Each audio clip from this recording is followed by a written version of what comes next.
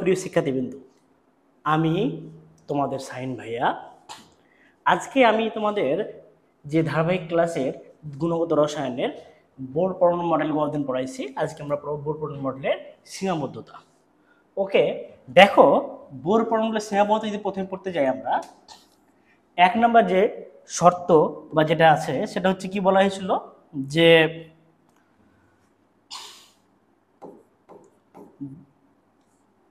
Bore পরমাণুর মডেলে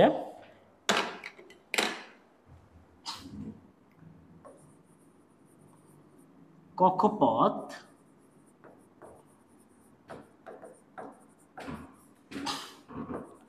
বৃত্তাকার বলা হয়, কিন্তু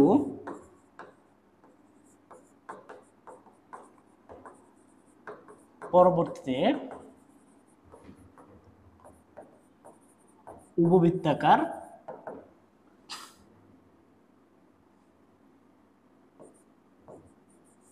প্রমাণিত হয়। এক নম্বর গেল।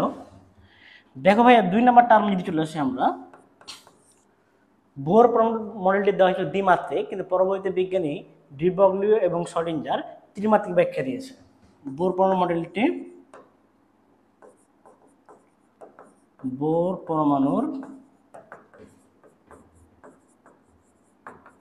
মডেলটি দ্বিমাত্রিক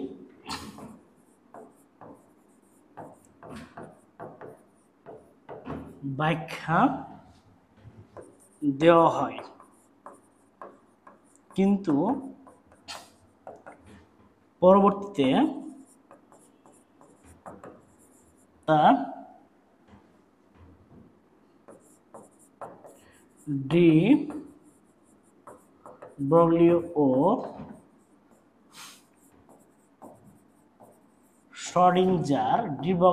ও শ্রোডিঞ্জার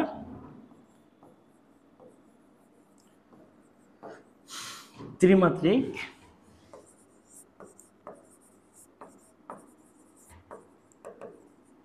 ব্যাখ্যা করেন। ডি ব্রগলিও ও শ্রোডিঞ্জার ত্রিমাত্রিক ব্যাখ্যা করেন। তিন নম্বর দেখো ভাইয়া, যে বোর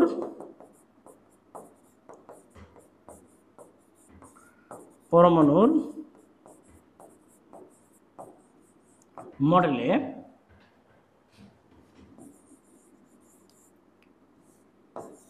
ইলেকট্রনের শক্তির বিকিরণে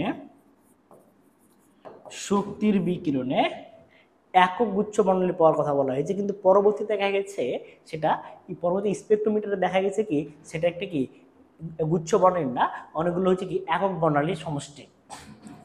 তাহলে দেখো, এর শক্তি বিকিরণে একক বর্ণালীর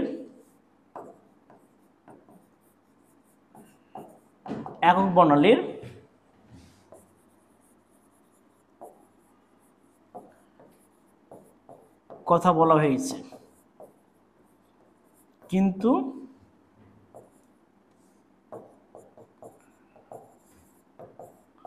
পরবর্তীতে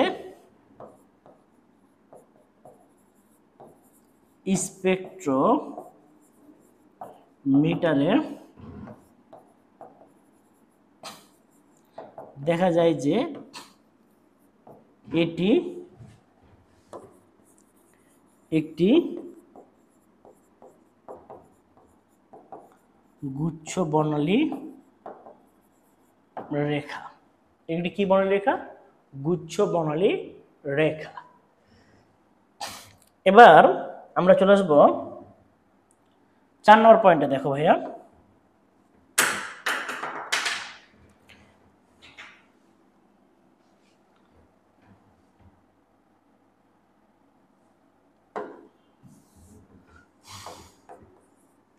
দেখো যে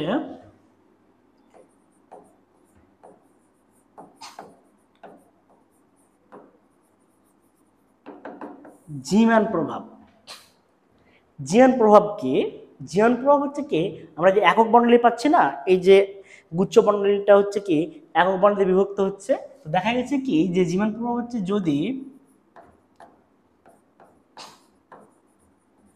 চুম্বক ক্ষেত্রের প্রভাবে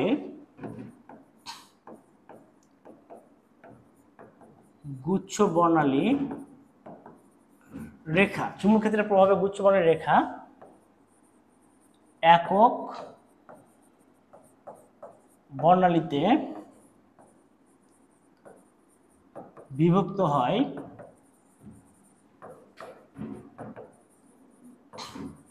তাহলে তাকে জীমান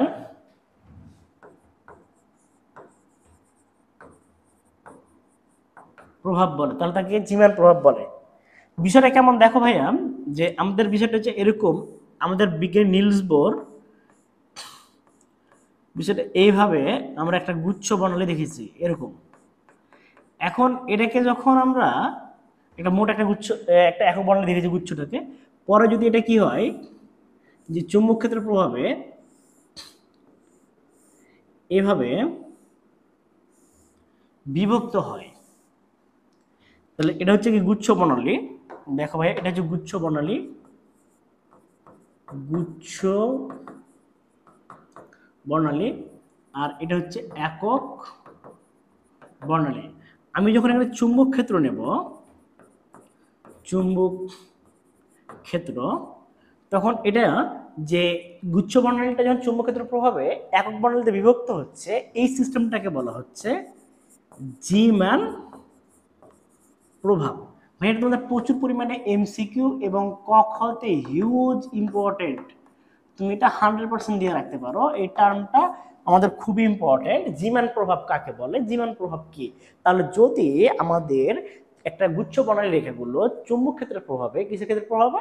চুম্বক ক্ষেত্রের প্রভাবে সে যদি একক রেখায় বিভক্ত হয়, তাহলে তাকে আমরা বলবো কি জীমান প্রভাব। তাই কি বলবো আমরা? জীমান প্রভাব।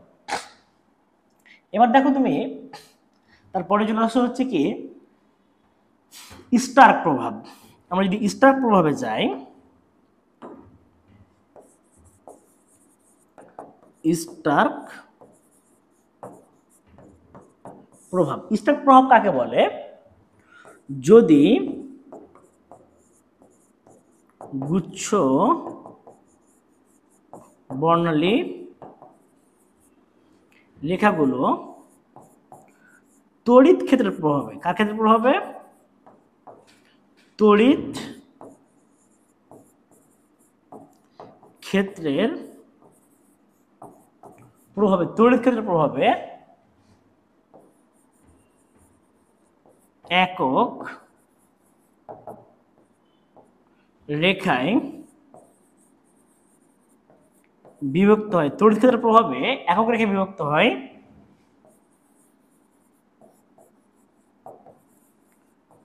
তাহলে তাকে স্টার্ক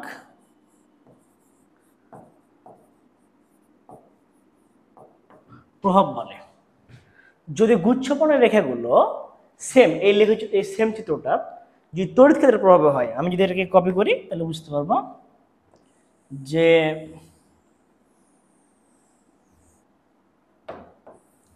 এই সেম জিনিসটা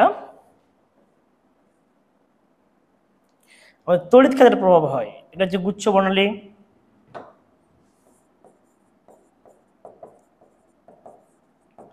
এটা হচ্ছে একক বর্ণালী। আমরা তড়িৎ ক্ষেত্র নিই এখানে, তড়িৎ ক্ষেত্র, তাহলে এটাকে আমরা বলবো স্টার্ক প্রভাব। স্টার্ক প্রভাব, তাহলে এটাকে আমরা বলবো কি স্টার প্রভাব। যদি সেম এই গুচ্ছ প্রণালীগুলো যদি তড়িৎ ক্ষেত্রের প্রভাবে এভাবে একক বিভিন্ন রেখে বিভক্ত হয়, তাহলে এটাকে বলা হবে স্টার প্রভাব। তাহলে এ হচ্ছে আমার জিমান প্রভাব, আর এ হচ্ছে আমার কি প্রভাব, স্টার প্রভাব। আসলে কি বুঝতে পেরেছো? তাহলে তড়িৎ ক্ষেত্রের প্রভাবে যদি একক রেখে বিভক্ত হয়, তাহলে তাকে আমরা বলবো কি যে স্টার প্রভাব। আর যদি চুম্বক ক্ষেত্রের প্রভাবে যদি একক রেখায় বিভক্ত হয়, তাহলে তাকে আমরা বলবো জিমান প্রভাব। আশা কি তোমরা বিষয়টি ক্লিয়ার হতে পেরেছো? ওকে, আমরা দেখো তার পরবর্তী আসি আমাদের 5 নম্বর আইটেম। 5 নম্বর আইটেম হচ্ছে কি যে বোর পরমাণুর মডেলটি শুধুমাত্র একটি ইলেকট্রন বিশিষ্ট পরমাণু ও আয়নের জন্য ব্যাখ্যা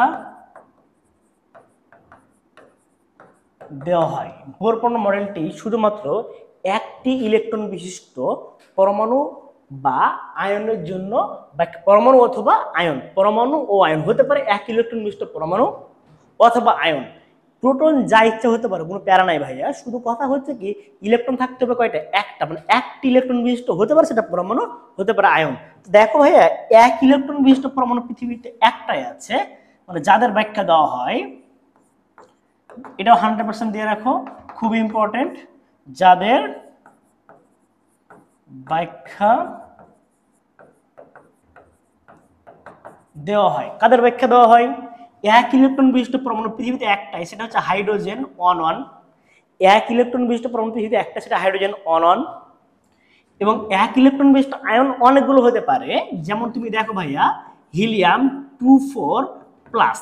হিলিয়াম পরমাণুতে দুটো প্রোটন আছে, মানে ইলেকট্রন দুইটা ছিল, একটা চলে গেছে, তাহলে বর্তমানে আছে কয়টা, একটা। এবং এক ইলেকট্রন বিশিষ্ট আয়ন হতে পারে লিথিয়াম 3,2+, হতে পারে কি বেরিলিয়াম 4,3+, ইত্যাদি। আমাদের যাদের ইলেকট্রন কয়টা থাকবে ভাইয়া, একটা, যাদের ইলেকট্রন থাকবে কয়টা, একটা, শুধুমাত্র তাদের ব্যাখ্যা দেওয়া সম্ভব। এই যে এইগুলো দেখো, এক ইলেকট্রন বিশিষ্ট পরমাণু এখানে কিন্তু একটাই, শুধু এটা হচ্ছে এক ইলেকট্রন বিশিষ্ট পরমাণু। আর এখানে যেগুলো রয়েছে ভাইয়া, সবগুলো এক ইলেকট্রন বিশিষ্ট আয়ন। তুমি লক্ষ্য করো, এখানে যেগুলো রয়েছে সব এক ইলেকট্রন বিশিষ্ট আয়ন, ওগুলো হচ্ছে আয়ন, আর এটা এক ইলেকট্রন বিশিষ্ট পরমাণু, এটা পরমাণু, আর এগুলো হচ্ছে কি আয়ন। এবার দেখো যাদের ব্যাখ্যা দেওয়া যায় না, এই যে এক ইলেকট্রন বিশিষ্ট পরমাণু বা আয়ন ছাড়া যতগুলো আছে সবগুলো ব্যাখ্যা দেওয়া যায় না। তারপরে যেগুলো এমসিকিউতে আছে সেটা দেখো, যাদের ব্যাখ্যা দেওয়া যায় না, যাদের ব্যাখ্যা দেওয়া যায় না। কাদের ব্যাখ্যা দেওয়া যায় না? যেমন হচ্ছে H+1, এখানে কিন্তু ভাইয়া দেখো, এই শুধু H যখন ছিল তখন ব্যাখ্যা দেওয়া গেছে, যখন তুমি H+ করে নিচ্ছ তখন সেটা ব্যাখ্যা দেওয়া যাবে না, কারণ H+ এর এই মুহূর্তে ইলেকট্রন কয়টা আছে, 0, তাহলে এটার ব্যাখ্যা দেওয়া যাবে না। এবং তুমি দেখো যে শুধু হিলিয়াম 2,4, যখন শুধু হিলিয়াম পরমাণু নিবা সেটাও ব্যাখ্যা দেওয়া যাবে না। তুমি যখন হিলিয়াম 2+2,4 নিবা, এটার ক্ষেত্রে ব্যাখ্যা দেওয়া সম্ভব না। তুমি শুধু H+ ব্যাখ্যা দেওয়া যাবে না, কারণ ইলেকট্রন নাই। হিলিয়াম এখানে কয়টা আছে ভাইয়া, 4টা, তাহলে এখন 2টা ইলেকট্রন আছে, এটা ব্যাখ্যা দেওয়া যাবে না। এখানে দেখো কয়টা হচ্ছে ভাইয়া, টোটালটা হচ্ছে কি 2টা, দুটো চলে গেছে, বর্তমানে এটা ব্যাখ্যা দেওয়া যাবে না। তারপর হচ্ছে কি লিথিয়াম শুধু প্লাস, লিথিয়াম প্লাসের ক্ষেত্রে দেখো এখানে ইলেকট্রন ছিল 3টা, একটা গেছে, বর্তমানে 2টা আছে, এটাও ব্যাখ্যা দেওয়া সম্ভব নয়। তাহলে এই হচ্ছে ইত্যাদি, এগুলো ব্যাখ্যা দেওয়া যাবে না। আশা রাখি তোমরা বিষয়টা বুঝতে পেরেছো, সুন্দর, ওকে। এবং আমরা দেখো 6 নাম্বার যে শর্তটা রয়েছে, যে সমবাহতা রয়েছে, বোর পরমাণু মডেলে, বোর পরমাণুর মডেলে MVR সমান NH/2πr, NH/2πr, তাহলে বোর পরমাণু মডেলে MVR সমান n/2π এর এরকম মানের জন্য সঠিক কোনো ব্যাখ্যা দেওয়া হয় না। 2π সমান mvr সমান n/2π এর এরকম মানের জন্য সঠিক কোনো ব্যাখ্যা দেওয়া হয়নি। এ হচ্ছে আমাদের যে বোর পণ্য মডেলের সীমাবদ্ধতা। তাহলে কি কি পড়লাম ভাইয়া? লক্ষ্য করো যে সর্বপ্রথম কি এর কক্ষপথ বৃত্তাকার বলা হয়েছিল, কিন্তু বর্তমানে পরবর্তী দেখা গেছে এটা কক্ষপথ কেমন হয় ভাইয়া? উপবৃত্তাকার। এবং তুমি দেখো বোর পণ্য মডেলটা দ্বিমাত্রিক ব্যাখ্যা দেওয়া হয়েছিল, পরবর্তী সেটা দেখা গেছে এটা কি ত্রিমাত্রিক, এবং এই ত্রিমাত্রিক আলোচনা করেছিল ডি ব্রগলি এবং শর্ডিঞ্জার। এটা থেকে এমসিকিউ আছে যে একটা পরমাণু মডেলের ত্রিমাত্রিক ব্যাখ্যা কে দিয়েছে? ডি ব্রগলি এবং কে? শর্ডিঞ্জার। এবং দেখো বোর পণ্য মডেলে ইলেকট্রনগুলো যখন শক্তি বিকিরণ করে তখন যে আমরা বর্ণালীর ধারণা পেয়েছি, ওই যে গত ক্লাসে বোঝানো হয়েছে, তো দেখো ওখানে কিন্তু সেটা দেখা গেছে কি একক বর্ণালীর কথা বলেছিল, কিন্তু পরবর্তী দেখা গেছে স্পেকট্রোমিটার। এটা কিন্তু এমসিকিউতে আছে যে বর্ণালী মাপক যন্ত্রের নাম কি? বর্ণালী মাপক যন্ত্রের নাম হচ্ছে স্পেকট্রোমিটার। বর্ণালী মাপক যন্ত্রের নাম হচ্ছে স্পেকট্রোমিটার। এই স্পেকট্রোমিটারে দেখা গেছে কি যে সেটা হচ্ছে কি একটা গুচ্ছ বর্ণালী। ওকে, তারপরে দেখো যে এই যে গুচ্ছ যে বর্ণালীটা বুঝতে পারলাম কিভাবে, একটা জিমান প্রভাব রয়েছে এবং স্টার্ক প্রভাব। জিমান প্রভাব কাকে বলছি? যদি চুম্বক ক্ষেত্রের প্রভাবে গুচ্ছ বর্ণের রেখাগুলো একক বর্ণালীতে বিভক্ত হয়, আলাদা আলাদা একটা বর্ণালীতে বিভক্ত হয়, তখন তাকে আমরা বলবো জিমান প্রভাব। এবং এই যে একটা গুচ্ছ বর্ণালী আমি যখন তড়িৎ ক্ষেত্রের কাছে নিয়ে এসেছি তখন এটা কি একক রেখে বিভক্ত হচ্ছে, চুম্বক ক্ষেত্রের কাছে নিয়ে আসলে এটাকে বলা হয় জিমান প্রভাব। যখন তুমি সেম ওই গুচ্ছ বর্ণালী রেখাগুলো যদি তড়িৎ ক্ষেত্রের প্রভাবে, কিসের প্রভাবে? তড়িৎ ক্ষেত্রের প্রভাবে সে যদি একক রেখে বিভক্ত হয় তাহলে তাকে আমরা বলবো স্টার্ক প্রভাব। তো স্টার্ক প্রভাব হচ্ছে গুচ্ছ বর্ণালী এই যে তড়িৎ ক্ষেত্রের প্রভাবে নিয়ে গেলাম একক রেখে বিভক্ত হচ্ছে। এবং আরেকটা কথা হচ্ছে কি যে বোর পণ্য মডেলটি শুধুমাত্র এক ইলেকট্রন বিশিষ্ট পরমাণুর জন্য ব্যাখ্যা দেওয়া হয়েছে, সেগুলো এই যে এক ইলেকট্রন বিশিষ্ট পরমাণু বা আয়নের জন্য। তো পরমাণু এবং আয়ন পাইলাম, এবং হচ্ছে কি যাদের ব্যাখ্যা দেওয়া যায় না। এবং বোর পণ্য মডেলটি এই যে mvr সমান n/2π পড়ছি আমরা, এই সমীকরণটার সঠিক কোনো একটা ডিসটেন্স কোনো ব্যাখ্যা তিনি দিয়ে যেতে পারেননি। এ হচ্ছে আমরা এখন দেখব যে বিগত সালে এই সীমাবদ্ধ থেকে কি কি টাইপের এমসিকিউ গুলো বোর্ড পরীক্ষা এবং এতে এসছে আমরা দেখো, তাহলে বুঝতে পারবো কত ইম্পর্টেন্ট। দেখো বিগত সালে কোশ্চেনগুলো দেখো যে বোর পণ্য মডেলটি, যে বোর পরমাণুর মতবাদ বর্ণালী রেখা করতে বর্ণালী ব্যাখ্যা করতে পারে। বোর মতবাদ বর্ণালী ব্যাখ্যা করতে পারে কে কে? একটি মাত্র ইলেকট্রন বিশিষ্ট পরমাণু, দেখো একটি মাত্র প্রোটন বিশিষ্ট আয়নের, একমাত্র প্রোটন বিশিষ্ট আয়নের, আমি কিন্তু বলেছি একটি ইলেকট্রন বিশিষ্ট ইলেকট্রন বলেছিলাম, এখানে বলেছি একটি মাত্র প্রোটন বিশিষ্ট আয়ন, এখানে বলেছি এক ইলেকট্রন বিশিষ্ট আয়ন, কথা সত্য। দেখো এক ইলেকট্রন বিশিষ্ট পরমাণু, এটাও সত্য, কারণ এখানে বলাই হয়েছিল এক ইলেকট্রন বিশিষ্ট পরমাণু এবং আয়নের জন্য ব্যাখ্যা দেওয়া সম্ভব। ওকে, তারপরে তুমি চলে আসো ভাইয়া, দেখো যে নিচের কোনটি সঠিক? আমাদের পরবর্তী কোশ্চেন এখান থেকে বললাম কি কথা হচ্ছে 2 এবং কি 3, সো আমাদের এখানে গ রাইট। কে রাইট? এখানে অ্যান্সার হচ্ছে ভাইয়া গ, এটা অ্যান্সার। এবার দেখো পরবর্তী যে কোশ্চেনটা আসছে আমাদের,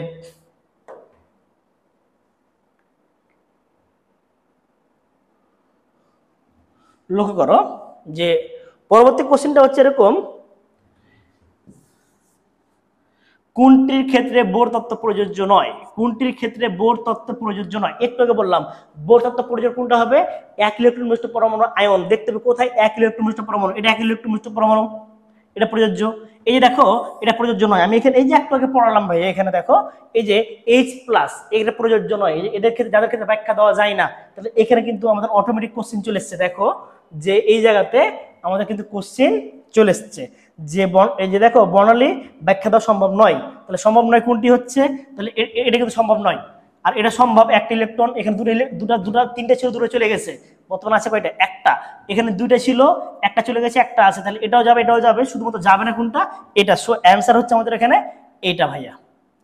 ওকে, আমাদের পরবর্তী যেটা কোশ্চেন সেটা দেখো ভাইয়া, যে বর্ণালী ব্যাখ্যা করা সম্ভব নয় কোনটি? সেম, কোনটি বর্ণালী ব্যাখ্যা করা যায় না? দেখতে হবে যেটা ইলেকট্রন একটা আছে সেটা যায়, যেটা একের বেশি বা কম সেটা যায় না। হিলিয়াম দুটো ইলেকট্রন, তাহলে এটাই যায় না। লিথিয়াম 2+, এটা যায়, তিনটে ছিল, একটা চলে গেছে। এখানে একটা ইলেকট্রন বিশিষ্ট পরমাণু, এখানে 4টা ছিল 3টে চলে গেছে, তাহলে বর্তমানে একটা আছে, এটাও যাই, যাই না কোনটা এটা, তাহলে অ্যান্সার কোনটা হচ্ছে আমাদের, তাহলে অ্যান্সার হচ্ছে এখানে যাই কোনটি সম্ভব নয় বলেছে, সো অ্যান্সার হচ্ছে হিলিয়াম, অ্যান্সার হচ্ছে কি শুধু হিলিয়াম, হিলিয়াম প্লাস কিন্তু যাবে, হিলিয়াম শুধু হিলিয়াম কিন্তু সম্ভব নয়।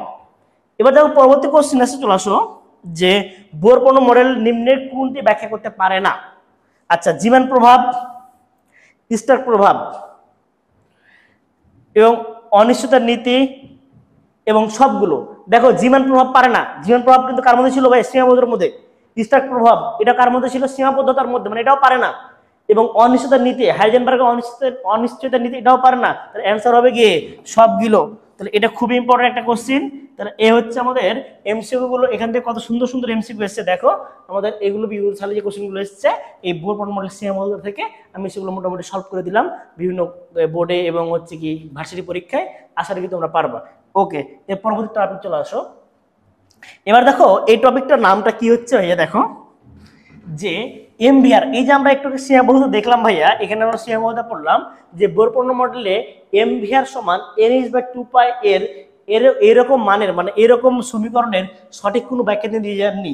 পরবর্তীতে এই ডি-ব্রগলিও সেটা ব্যাখ্যা দিয়েছে, আমরা এখন সেটা পড়বো যে এমভিআর সমান NH/2π এর প্রমাণ ও ডি-ব্রগলিও সমীকরণ।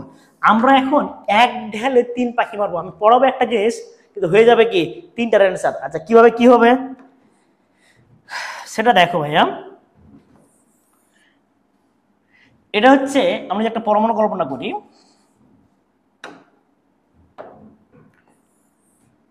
এখানে একটা যদি নিই,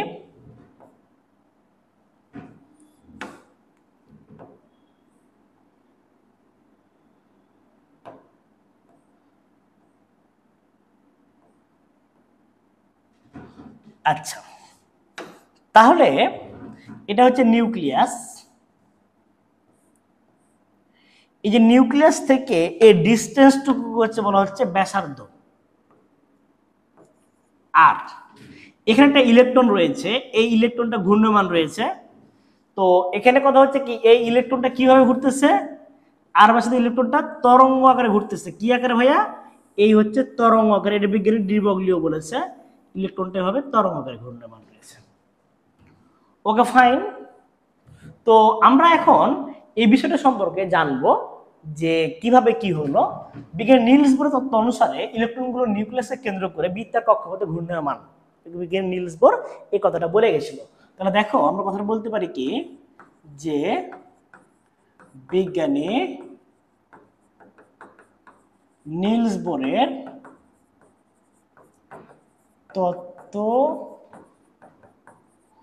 অনুসারে ইলেকট্রন সমূহ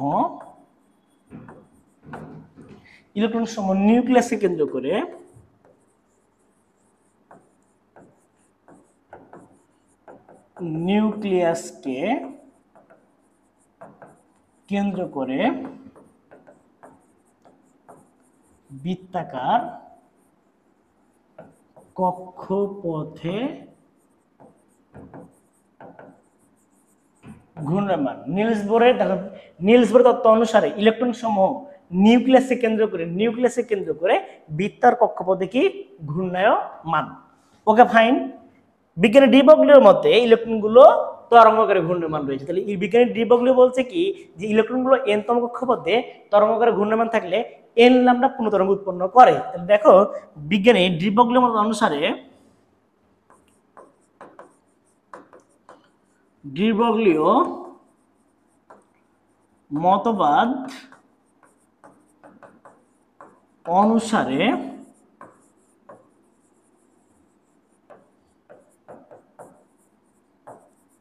ইলেকট্রন সমূহ ডি-ব্রগলিওর মতবাদ অনুসারে ইলেকট্রন সমূহ ডি-ব্রগলিওর মতবাদ অনুসারে ইলেকট্রন সমূহ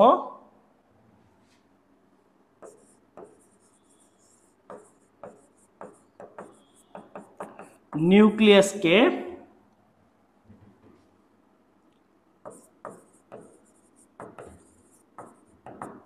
কেন্দ্র করে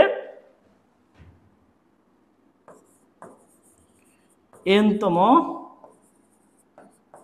কক্ষপথে n তম কক্ষ হতে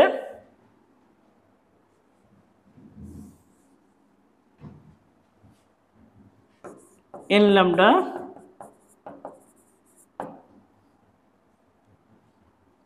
m ল্যামডা সংখ্যক পূর্ণ তরঙ্গ উৎপাদন করে ঘূর্ণায়মান। এখানে দেখো ইলেকট্রন যদি n তম কক্ষ থাকে, ধরলাম এটা n তম, জানি না কোন কক্ষে ইলেকট্রনটা আছে, তো n তম কক্ষ যদি ঘুরে, তো এখানে দেখো একটা পূর্ণ তরঙ্গ, এখানে একটা পূর্ণ তরঙ্গ, এখানে একটা পূর্ণ তরঙ্গ, এখান থেকে একটা পূর্ণ তরঙ্গ, এখান থেকে একটা পূর্ণ তরঙ্গ। তো এই যে পূর্ণ তরঙ্গ উৎপন্ন করছে, ধরে নিলাম এটা n তম কক্ষ বলতে n ল্যামডা সংখ্যক পূর্ণ তরঙ্গ উৎপন্ন করে, n ল্যামডা সংখ্যক পূর্ণ তরঙ্গ উৎপন্ন করে। এবং একটা জিনিস লক্ষ্য করো, যেহেতু এটা একটা বৃত্তের কক্ষপথে রয়েছে, তো এর পরিধি কত ভাইয়া বলো তো? এর পরিধি 2πr না? কারণ আর ব্যাসার্ধে কোনো বৃত্তের কক্ষপথে কোনো বৃত্তাকার জিনিসের ব্যাসার্ধ যদি আর হয়, তাহলে ওই বৃত্তের পরিধি কি 2πr। তাহলে এই যে n ল্যামডা সংখ্যক যে দূরত্ব অতিক্রম করেছে, তাই এই 2πr এর সমান। তাহলে বলতে পারি কি যে সুতরাং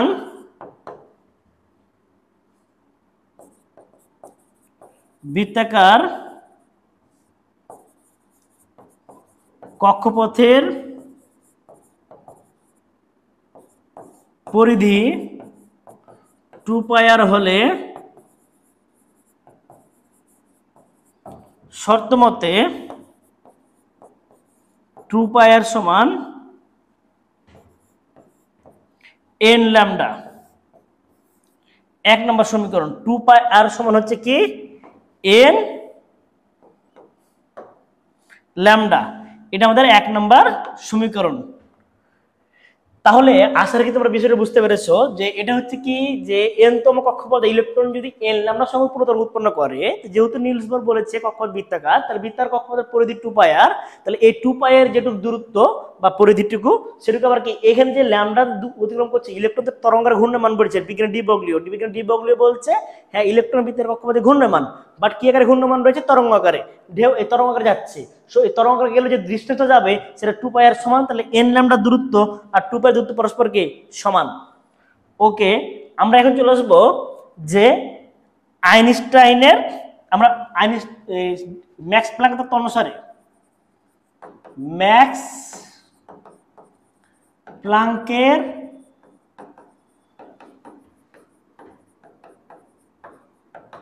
তত্ত্ব অনুসারে ম্যাক্স প্ল্যাঙ্কের তত্ত্ব অনুসারে দেখো ম্যাক্স প্ল্যাঙ্কের তত্ত্ব অনুসারে কি আসছে? E সমান h নিউ, এক নম্বর সমীকরণ। এবং হচ্ছে কি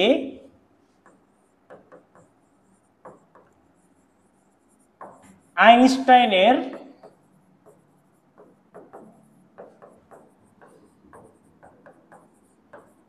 তত্ত্ব অনুসারে E সমান mc স্কয়ার, E সমান h নিউ। ম্যাক্স প্ল্যাঙ্কের তত্ত্ব অনুসারে E সমান h নিউ এবং আইনস্টাইনের তত্ত্ব অনুসারে E সমান mc স্কয়ার। E সমান কি হচ্ছে ভাইয়া? mc square. তাহলে দেখো এটাও E সমান h নিউ, এটা 2 নম্বর সমীকরণ, এটা দাও 3 নম্বর সমীকরণ। তাহলে দেখো আমরা এখান থেকে ডি ব্রগলির সমীকরণটা ব্যাখ্যা দিব। তাহলে আমরা লিখতে পারি কি যে এটাও E সমান, এটাও E সমান, তাহলে 2 ও 3 হতে পাই, 2 ও 3 হতে পাই mc স্কয়ার সমান h নিউ, বা দেখো mc স্কয়ার সমান h c বাই ল্যামডা। যেহেতু আমরা কি জানি নিউ সমান হয় c বাই ল্যামডা, নিউ সমান কি ভাই? c by lambda. তাহলে c বাই ল্যামডা উভয় পক্ষ থেকে একটা করে c মার্কেট আউট। তাহলে মার্কেট আউট করলে কি থাকছে দেখো, এখানে থাকছে mc, এখানে থাকছে h বাই ল্যামডা। তাহলে লিখতে পারি কি অতএব ল্যামডা সমান h বাই mc, ল্যামডা সমান h বাই কি পেলাম? mc। ভালো করে বুঝবা, এখানে কথা হচ্ছে কি সমীকরণটা আমরা যখন ম্যাক্স প্ল্যাঙ্কের তত্ত্ব অনুসারে E সমান h নিউ পেলাম, আইনস্টাইন তত্ত্ব অনুসারে E সমান mc স্কয়ার পেলাম, দুটো এনার্জি সমান করে আমরা E ল্যামডা সমান h বাই mc পেলাম। এখানে c আলোর বেগকে দেখো এখানে c আলোর বেগকে v দ্বারা প্রকাশ করে পাই। এখানে c আলোর বেগকে দেখো এখানে c আলোর বেগকে v দ্বারা প্রকাশ করে পাই। আমরা আসলে কি জিনিসটা বুঝতে পেরেছি? এখানে দেখো এখানে c আলোর বেগকে কি দ্বারা প্রকাশ করে পাই? v দ্বারা প্রকাশ করে পাই। তাহলে এখানে v দ্বারা প্রকাশ করলে কি পাবো? দেখো ভাইয়া, ল্যামডা সমান h বাই mv, ইহাই ডি ব্রগলিও সমীকরণ। ইহাই আমাদের কাঙ্ক্ষিত ডি ব্রগলিও সমীকরণ ভাইয়া। এই যে এই জায়গা থেকে এটা ইহা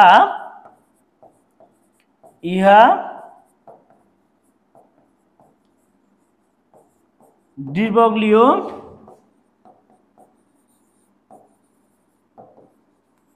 সমীকরণ। ইহা কি? ডি ব্রগলিও সমীকরণ। এখানে ল্যামডা হচ্ছে কি, দেখো ল্যামডা বস্তু তরঙ্গ ধর্ম, এটা হচ্ছে বস্তুর তরঙ্গ ধর্ম সমান ওপরে হচ্ছে ধ্রুবক divide by M V. M মানে ভর আর ভি হচ্ছে বেগ। তাহলে কোনো বস্তুর ভর এবং বেগ, ভর বেগ এটা বস্তুর কণা ধর্ম বলে। এটা বস্তুর কণা ধর্ম। তাহলে লক্ষ্য করো, এটা বস্তু তরঙ্গ ধর্ম সমান বস্তুর হচ্ছে কি কণা ধর্ম। তাহলে বস্তু তরঙ্গ ধর্ম সমান ধ্রুবক ডিভাইড বাই বস্তুর কি ধর্ম? কণা ধর্ম। তাহলে একসাথে দেখো এই ডি ব্রগলিও সমীকরণে একসাথে একটা পরমাণুর দ্বৈত ধর্ম আলোচনা করা হয়েছে। কি ধর্ম আলোচনা করা হয়েছে ভাইয়া? খুব মনোযোগ সহকারে দেখো, দ্বৈত ধর্ম। তাহলে ডি ব্রগলিও সমীকরণ নোট কথা হচ্ছে কি, কেন দ্বৈত ধর্ম বলা হচ্ছে? দেখো এখানে বস্তুর তরঙ্গ ধর্ম রয়েছে আর বস্তুর কি ধর্ম রয়েছে? কণা ধর্ম। এমসিকিউ আছে যে ইলেকট্রনের দ্বৈত ধর্ম আলোচনা করা হয় কোন সমীকরণে? ডি ব্রগলিও সমীকরণ। তুমি এইটুক থেকে এটুক তুমি আলোচনা করলে এটাকে বলা হয় ডি ব্রগলিও সমীকরণ। আমরা আগে বলেছিলাম এক ডালে দুই পাখি মারবো, তিন পাখি মারবো আমরা। দেখো এখান থেকে তুমি সহজে বুঝতে পারছো, তুই তোমার কোশ্চেন আছে সরাসরি ক্ষয়ে ডি ব্রগলিও সমীকরণ ব্যাখ্যা করো, ঠিক এটুক লিখে দিলে হয়ে যাবে। যদি তোমার কোশ্চেন আছে ইলেকট্রনের দ্বৈত ধর্ম আলোচনা করা হয় কোথায়? ইলেকট্রনের দ্বৈত ধর্ম আলোচনা করা হয়েছে ডি ব্রগলিও সমীকরণে। এটা কিন্তু ঢাবিতে রিটেন এসেছিল। তো দ্বৈত ধর্ম আলোচনা করা হয় এটুক ব্যাখ্যা দিতে হবে। এবং আশা রাখি তুমি বস্তুর হচ্ছে কি তরঙ্গ ধর্ম সমান বস্তু ধ্রুবক ডিভাইড বাই কণা ধর্ম। তাহলে এখানে দেখো ডি ব্রগলিও সমীকরণের নোট কথা লিখে নিতে পারো তোমরা, যে ইলেকট্রনের দ্বৈত ধর্ম আলোচনা করা হয় ডি ব্রগলিও সমীকরণে। ইলেকট্রনের দ্বৈত ধর্ম আলোচনা করা হয় ডি ব্রগলিও সমীকরণে। ইলেকট্রনের দ্বৈত ধর্ম আলোচনা করা হয় ডি ব্রগলিও সমীকরণে। এটুক আলোচনা করলে হবে। এখন আমাদের যে মূল যে কথাটা ছিল এম ভি এর প্রমাণ, তুমি দেখো এখানে কিন্তু 2 পাই এর সমান n ল্যামডা পাইছিলাম আমরা। এই 2 পাই এর সমান n ল্যামডা মানে বুঝছো ইলেকট্রন যত কক্ষে থাকবে তত ল্যামডা তৈরি করবে। ওখানে ল্যামডার মানটা এখানে বসিয়ে দিব। তাহলে আমরা এখন কি লিখবো জানো? যে 1 নং সমীকরণে ল্যামডা এর মান বসিয়ে পাই। 1 নম্বর সমীকরণে ল্যামডার মান বসিয়ে পাই। আমরা ল্যামডার মান যদি বসাই তাহলে এখানে হয়ে যাবে 1 নং সমীকরণে ল্যামডার মান বসিয়ে পাই। আচ্ছা, ল্যামডার মান যদি বসাই তাহলে কি হয় দেখো ভাইয়া, যে 2 পাই আর সমান n into H by M V. তাহলে অতএব দেখো ভাইয়া এম ভি আর এন আর এইচ এখানে হচ্ছে 2 পাই। এম ভি আর সমান NH বাই 2 পাই প্রমাণিত। এটা আমাদের প্রমাণ করতে বলা হয়েছিল। এবং এখানে আরেকটা আমরা দুটো জিনিস বুঝতে পারলাম, একটা সমীকরণ থেকে দুটো জিনিস বুঝতে পারলাম, এম বি আর সমান এন এইচ বাই 2 পাই প্রমাণ করা হলো, আর এখান থেকে আমরা ডি ব্রগলির সমীকরণটা আলোচনা করলাম। আচ্ছা, এখন কথা হচ্ছে আরেকটা কি ভাইয়া, তিন পাখি। আরেকটা মেন পাখি হচ্ছে কি, যে এই যে এখানে দেখো ইলেকট্রন যতম কক্ষপথে থাকে, ইলেকট্রন যতম কক্ষপথে থাকে তত পূর্ণ তরঙ্গ উৎপন্ন করে। তাহলে তাহলে যদি প্রশ্ন করা হয় যে ইলেকট্রন যদি 4 নম্বর কক্ষপথে থাকে তাহলে কতটি ল্যামডা তৈরি করবে? 4 ল্যামডা। তাহলে এই কথাটা এখানে আমরা নোট আকারে লিখে নিব, নোট করে লিখে নিব কথাটা আমরা, যে ইলেকট্রন যতম কক্ষপথে অবস্থান করে,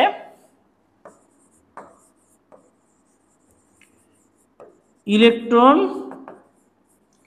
যতম কক্ষপথে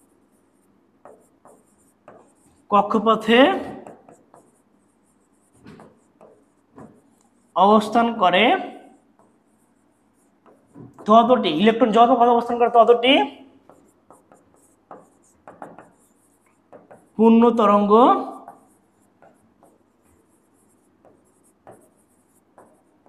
উৎপাদন করে। ইলেকট্রন যতম কক্ষপথে অবস্থান করে, ইলেকট্রন যতম কক্ষপথে অবস্থান করে ঠিক ততটি পূর্ণ তরঙ্গ উৎপাদন করে। তাহলে ইলেকট্রন যতম কক্ষপথে অবস্থান করে ঠিক ততটি কি তৈরি করে? পূর্ণ তরঙ্গ উৎপাদন করে। এই হচ্ছে এখানকার নোট কথা, হিউজ ভাবে মনে রাখবা। তাহলে ইলেকট্রন যদি 4 নম্বর কক্ষপথে অবস্থান করে 4টি পূর্ণ তরঙ্গ উৎপন্ন করে। যেমন তোমার যদি কোশ্চেন করা হয় এরকম, দেখো ভাইয়া,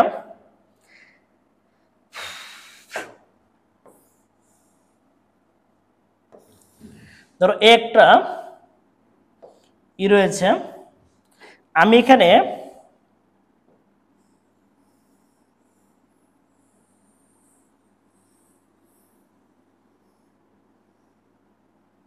সাস্ট একবার কোশ্চেন এসেছিল, এটা এরকম একটা চিত্র দিয়েছিল সাস্টে, দিয়ে বলেছিল এটা কতম কক্ষপথ, এই চিত্রটা দিয়ে বলতে হবে এটা কতম কক্ষপথ। তো চিত্রটা আমরা বলেছি ইলেকট্রন যতম কক্ষপথে অবস্থান করে ঠিক ততটি পূর্ণ তরঙ্গ উৎপন্ন করে। তুমি লক্ষ্য করো এটা কতম কক্ষপথ হবে? এটা হচ্ছে ভাইয়া, তুমি সুন্দর করে আমরা যদি বেসিকে যাই তাহলে দেখো এখানে কয়টা পূর্ণ তরঙ্গ উৎপন্ন আছে।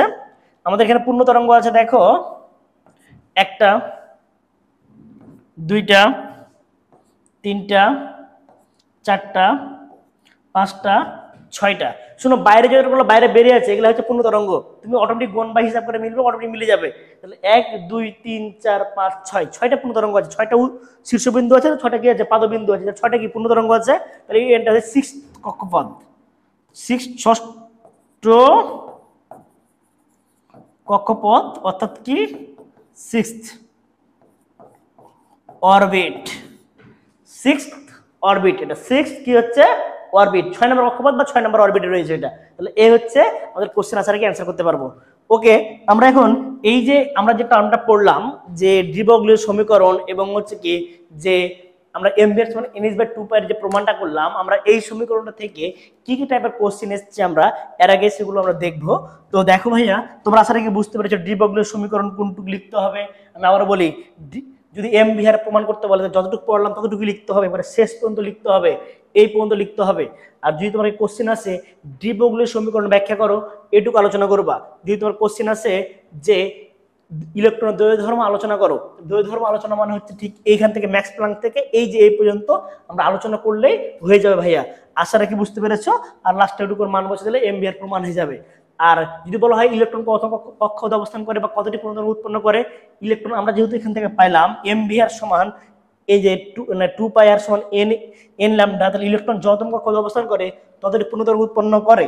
ইলেকট্রন যততম কক্ষপথে অবস্থান করে ঠিক ততটি পূর্ণ তরঙ্গ উৎপন্ন করে থাকে। তাহলে এই টার্মটা থেকে আমরা কিন্তু সহজে বুঝতে পারি যে এখানে ইলেকট্রন যততম কক্ষপথে অবস্থান করছে ঠিক ততটি আমরা কি পাচ্ছি? পূর্ণ তরঙ্গ পাচ্ছি। আচ্ছা, আমরা এখানে কোশ্চেনগুলো দেখি একটু, তাহলে বুঝতে পারবো। বিগত সালে যে কোশ্চেনগুলো এসছে আমরা সেগুলো একটু দেখার ট্রাই করি।